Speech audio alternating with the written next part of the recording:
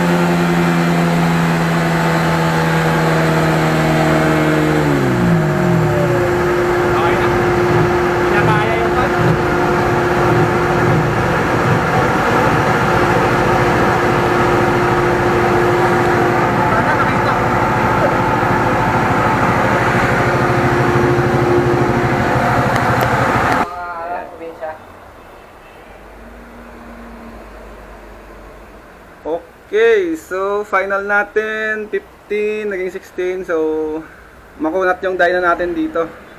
Pero ito talaga yung world standard na dyno sa Dyno Pro, Dyno Jet.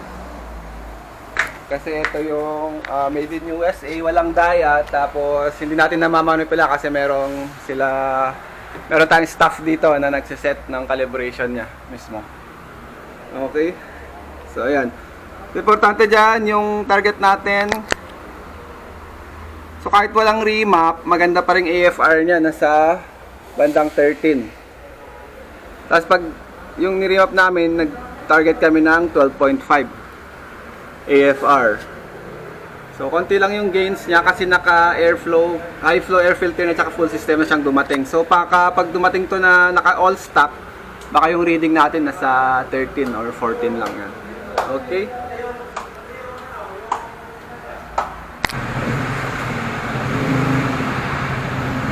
Sir.